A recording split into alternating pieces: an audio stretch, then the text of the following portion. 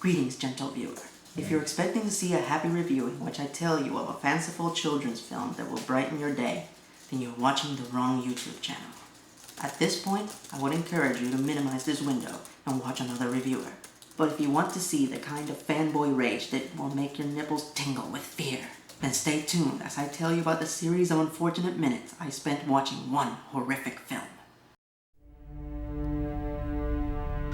In a world of uncertainty, where movie theaters are plagued by remakes and sequels, in a world where big-budget movies can still suck, in this world we have the Blockbuster Buster.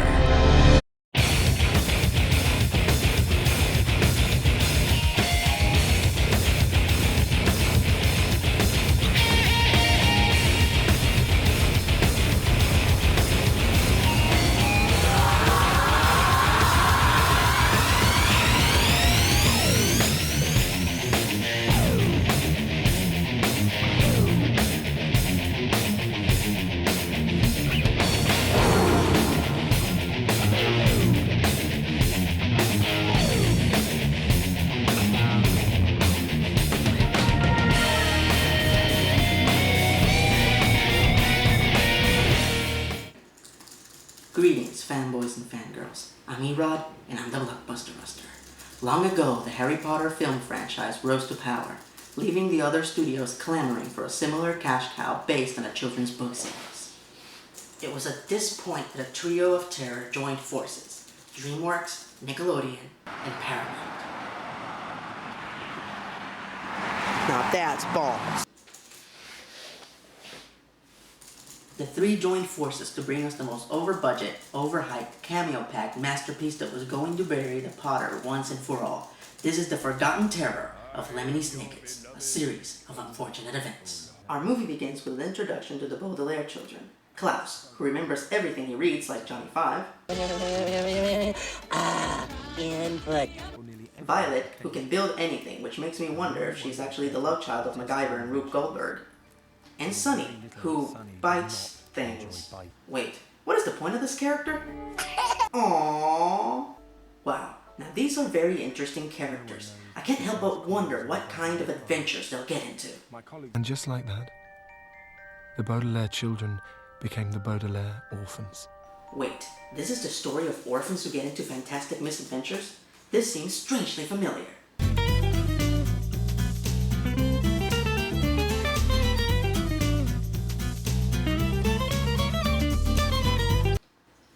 No, one more.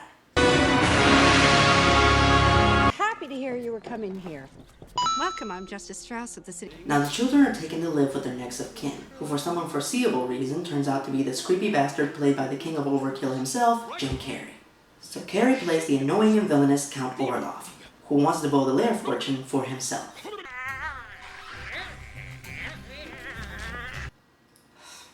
Data? That was not funny. You're down. An eccentric recluse who is careless with children? This seems strangely familiar. What? Too soon?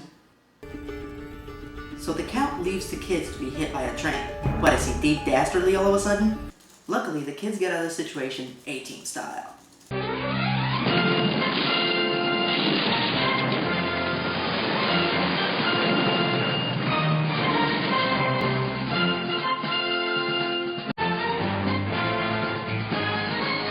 Finally, Child Services grows some sense and the kids are taken away from Orloff due to negligence. It took the idiots long enough. Aww. So the kids are taken to live with the incredibly awesome Billy Connolly. And so, the Baudelaire children went to Peru and together had wonderful adventures with their loving and wonderful new guardian. The end. Oh, well, that wasn't so unpleasant. Oh, I would give anything to say that the story ends here. Bollocks. So everything is going well with Billy Connolly until... Hello. It's Jim Carrey. Of wisdom indeed, Mr. Stefano. Oops, you caught me being a mentor. It's Jim Carrey. Stuff took second phone not 1 hour ago. He'd give anything to be here right now. It's Jim Carrey! It's Jim Carrey! It's Jim Carrey! Thankfully, the kids secretly inform Billy Connolly that Orloff is an imposter.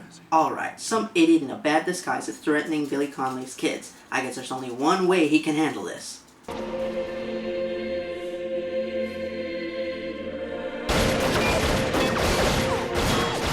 Nah, I'm just being silly. This is a children's film. I'm sure the situation will have a more humane outcome. Such a pretty girl. You have. That is three dead bodies. The big cage door is open, no snake. Dead guy. You know what I'm thinking? He tried to kill us with a train. And where would this man get a train? Where am I gonna get a train? I knew it. I'm surrounded by assholes. Now this is one of the reasons I avoid children's films like the plague. 9 out of 10 of them suffer from the grown-ups or morons disease. It's like the kids are the only ones aware of the impending doom and all the grown-ups are too dumb or preoccupied to notice. Mom, Dad, and they're after us. We need help. How much candy have you had? So the children are taken to their next guardian, played by Academy Award-winning super actress Meryl Streep. Lord Tundra! It's Jim Carrey. I can't tell you how sorry I is. It's Jim Carrey. Captain Shab. It's Jim Carrey, it's Jim Carrey, it's Jim Carrey. Oh, fuck it, I quit. Come on, dude, you can't just quit. That we quit when Baxter Stockman flooded the sewers with Mousers? That we quit when Shredder attacked the city with the Technodrome? That we quit when Ninja Turtles 3 almost killed our franchise? Now get out there and show that movie who's boss! Turtle power! Kids. So the kids are living with Meryl Streep, who's afraid of everything, including realtors.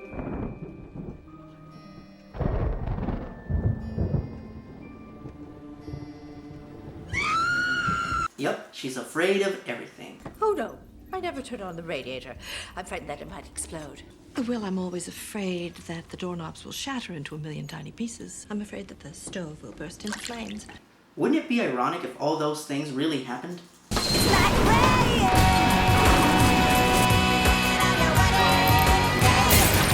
So the Baudelaires are caught in a tight spot. Luckily, Violet gets them out of this one MacGyver style.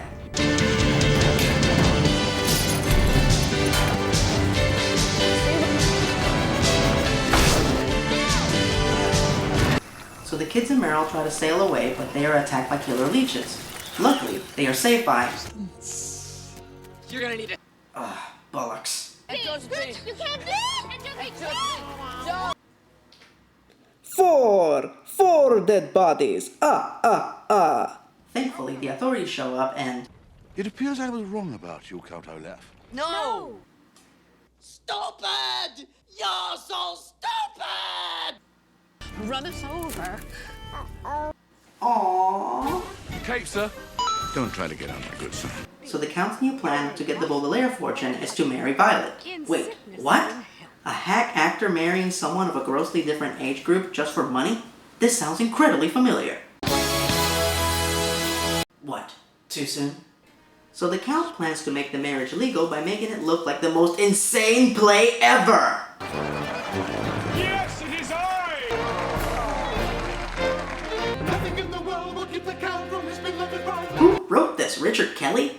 I'm so cool and weird and deep. Love me! Eventually, Klaus figures out that it was Orloff who killed his parents, using some elaborate magnifying glass. Klaus uses the magnifying glass to teach Orloff a lesson. It's like rain.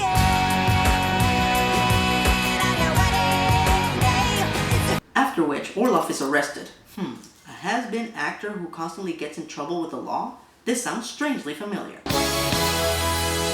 What? Too early? After which, Orloff is made to suffer everything the orphans suffered. You see what you get when you mess with the orphans? And as for the orphans, nothing is resolved. They never find out what their parents were involved with before they died, Orloff is still at large, and they still don't have any place to live. This This movie's infuriating. The kids are really great characters and the production design is fantastic, but every character around him is an intolerable bumbling moron, with the ringmaster being Jim Carrey, who is so annoying in this I wish killer leeches were eating meat. This movie's just... This movie's lame, really lame, really lame. It's so lame it's going to drive me insane. This is wrong, this is scary, how they get Jim Carrey to be in this horrific piece of shit. This movie's lame, it's really lame, really lame, really lame. It's so lame I'd rather have a toothpick in my brain. This movie sucks like sour grapes, like Liberace's awful capes. They could get Tim Burton, he was on Planet of the Apes. This movie's lame, it's really lame, really lame, really lame. But I know exactly